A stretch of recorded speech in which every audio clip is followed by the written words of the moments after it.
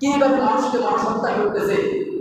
যে রাসূল সাল্লাল্লাহু আলাইহি ওয়াসাল্লামের যে পূর্ব হাদিসগুলো যে কথাগুলো বলে দিয়েছে, বর্তমান সময় আমরা আমাদের পূর্বপুরুষরা দেখে নাই, আমরা এখন দেখতেছি কিভাবে মানুষকে মানুষ নির্যাতন করতেছে। একটা মরা মাছের উপর উঠে কিভাবে তারা নির্যাতন করতেছে আমরা চোখে দেখতেছি। এজন্য যুবকরা এই কাজগুলো করতেছে, শক্তিশালী তাদের মধ্যে আছে। যদি হাসান হুসাইনকে যদি যুবকদের সর্দার বানাইতে হয়, জান্নাতের সর্দার যদি মেনে নিতে হয়, তাহলে এই কাজগুলো আমরা ছেড়ে দিতে হবে। আপনি নামাজ রোজা যাই কিছু করেন না কেন করেন, কিন্তু আপনি ইসলাম কোন কোন পন্থা, যে সৎ কাজের আদেশ অসৎ কাজের নিষেধ, ওইগুলো থেকে আস্তে আস্তে আপনি এগিয়ে যেতে হবে। আর তা নাহলে সূরা লাহাবে যেভাবে উপস্থাপন করেছে যে রাসূল সাল্লাল্লাহু আলাইহি ওয়াসাল্লামকে এইভাবে বিভ্রান্তি করেছে, বর্তমান সময় আসি ইসলাম ধর্মকে এইভাবে বিভ্রান্তি করতেছে। এই জন্য আল্লাহ রাসূল সাল্লাল্লাহু আলাইহি ওয়াসাল্লাম হাদিসের মধ্যে ইরশাদ ফরমান যে আল্লাহ রাসূল সাল্লাল্লাহু আলাইহি ওয়াসাল্লাম বলেছেন, হযরত আব্দুল্লাহ ইবনে আব্বাস রাদিয়াল্লাহু তাআলা থেকে বর্ণিত, আল্লাহ রাসূল সাল্লাল্লাহু আলাইহি ওয়াসাল্লাম ইরশাদ করেন, কিয়ামতের দিন নিহত ব্যক্তি নিজ হাতের দ্বারা ওই হত্যাকারী ব্যক্তিকে, যে তাকে হত্যা করেছেন, তার কপালের চুল ধরে মাথা ধরে নিয়ে আসবে, মাথা ধরে চুল ধরে ঘাড় ধরে নিয়ে আসবে। ওখানে তো তার সুযোগ।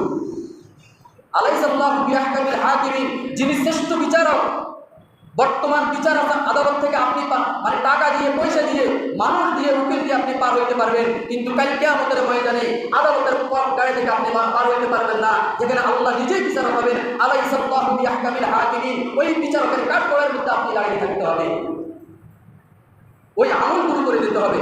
তখন আল্লাহ রাসূল সাল্লাল্লাহু আলাইহি সাল্লাম বলেন, তার গায়ের রগ হতে রক্ত বের হতে থাকবে, ইয়াকুলু ইয়া রাব্বি হাযা ফাতালানি হাত্তা ইউনিয়াতু মিনাল আরশ, সে বলবে, আল্লাহ, হে আল্লাহ রব্বে কারীম, আমাকে হত্যা করেছে, আর হত্যাকারীকে নিয়ে আরশের নিকট পৌঁছে যাবে, হত্যাকারীকে নিয়ে সে আরশে আজিমের মধ্যে পৌঁছে যাবে, বিনা কারণে ইচ্ছাকৃতভাবে যদি হত্যা করে।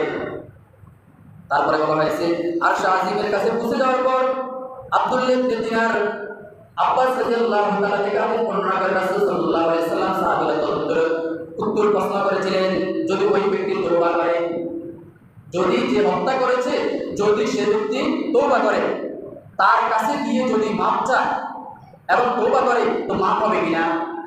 আল্লাহ রাসূল সাল্লাল্লাহু আলাইহি সাল্লাম বলেছেন, তোমরা কি জানো সূরা নিসা 93 নম্বর আয়াতে বলা হয়েছে, ওমাই ইয়াকুতুল মুমিনান মুতাআম্মিদান ফাজাযাউহু জাহান্নামা খালিদিনা ফিহা। সূরা নিসার 93 আয়াত নম্বর বলতে বলা হয়েছে, যে ব্যক্তি ইচ্ছাকৃতভাবে কোনো মুমিনকে হত্যা করবে, ইচ্ছাকৃতভাবে কোনো মুমিনকে হত্যা করবে, তার প্রতিদান হচ্ছে জাহান্নাম, সেখানে সে চিরস্থায়ীভাবে থাকবে, তওবা তার হবে না।